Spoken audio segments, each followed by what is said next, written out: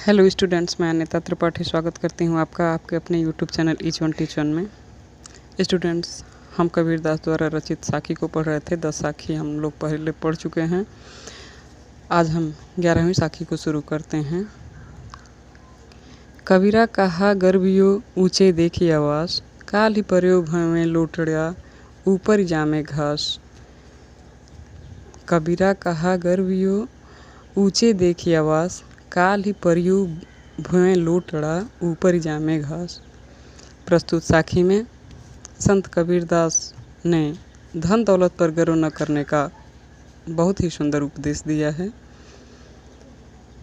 व्याख्या देखते हैं।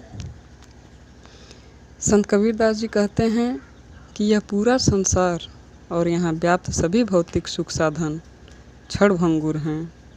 इसलिए मनुष्य को कभी भी ऊंचे महलों तथा धन दौलत पर गर्व नहीं करना चाहिए, क्योंकि काल ही पर्यो भवें लोटड़ा ऊपर जामे घास, क्योंकि ये सभी वस्तुएं नाशवान हैं और अंत में कुछ ही दिनों में धरती पर गिरकर नष्ट हो जाएंगी और इस पर घास उगाएगी। 12वीं साखी को देखते हैं।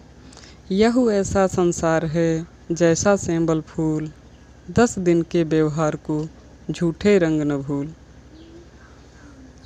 इस साखी में कबीरदास जी ने संसार की क्षणभंगुरता का वर्णन कर उसके बाह्य रूप सौंदर्य से प्रभावित न होने का उपदेश दिया है।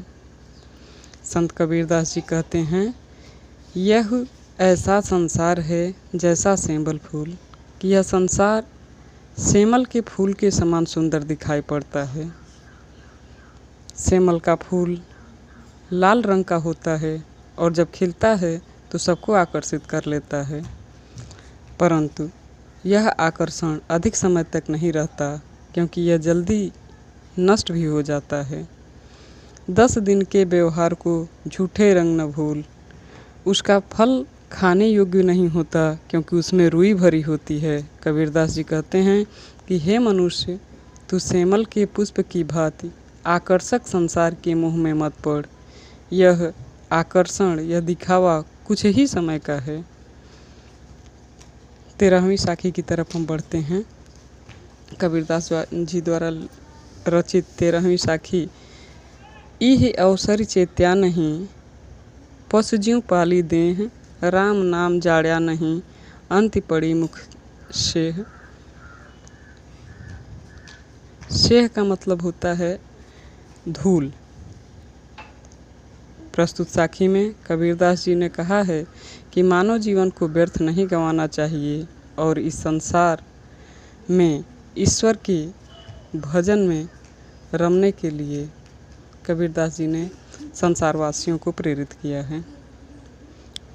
उनका कहना है कि मनुष्य को ईश्वर के भजन में अपना समय व्यतीत करना चाहिए। संत कबीरदास जी कहते हैं कि मानव जीवन अमूल्य है, अर्थात बहुत ही कठिनाई से मिलता है।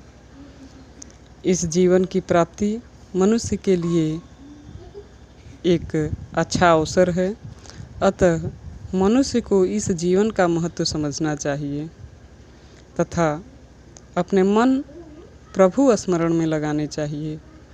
यदि हम अज्ञानी बने रहे तो पशु की भांति भौतिक आवश्यकताओं की पूर्ति में लगे रहेंगे और अंत में प्रभु भक्ति के बिना मनुष्य के मुंह में धूल ही पड़ेगी, अर्थात उसे सब लोग धिक्कारेंगे। अतः परमात्मा का स्मरण ही मनुष्य का प्रथम कर्तव्य है और इसी से वह मोक्ष की प्राप्ति कर सकता है। 14वीं साखी की तरफ हम बढ़ते हैं। 14वीं साखी है। यह तन काचा कुंभ है, लिया फिरे था साथ, धबका लागा फूट गया, कछु न आया हाथ। इस साखी में कबीरदास जी ने मानव शरीर की नश्वरता का चित्रण किया है। संत कबीरदास जी कहते हैं कि हे मनुष्य, यह तन काचा कुंभ है, लिया फिरे था साथ। तू जिस शरीर को अपना समझकर सदैव उसे स्वस्थ एवं संभाल कर रखता है, वह शरीर तो एक कच्चे घड़े के समान है जो कष्ट आने पर क्षण में नष्ट हो जाएगा। अर्थात जिस प्रकार मिट्टी का कच्चा घड़ा जरा सी ठोकर लगते ही टूट जाता है, उसी प्रकार तुम्हारा यह शरीर भी क्षण भर में नष्ट हो जाएगा।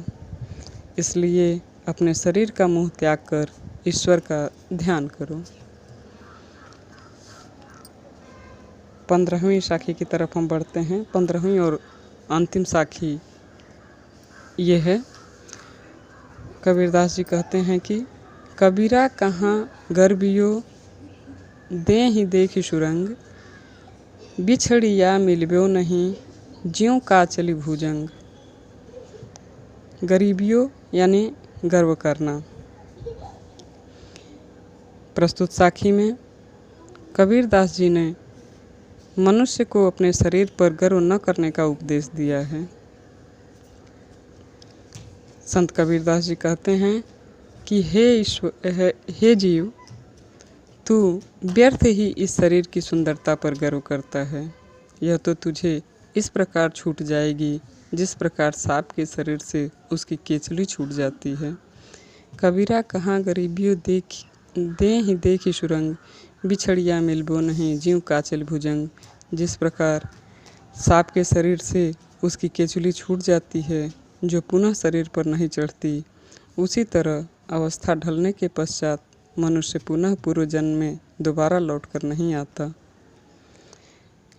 कबीरदास जी के कहने का तात्पर्य यह है कि इस भौतिक संसार में केवल ईश्वर ही सत्य हैं, शाश्वत हैं, अतः उसी को पाने का प्रयत्न करना चाहिए। प्यारे बच्चों, आज कबीरदास जी द्वारा रचित ये कक्षा 9 के पाठ्यक्रम में जो साखी था वो समाप्त होता है। प्यारे बच्चों, यदि आप लोगों को मेरा पढ़ाया पसंद आता है तो प्लीज़ मेरे चैनल को सब्सक्राइब करें, लाइक शेयर कमेंट ज़रूर करें। धन्यवाद।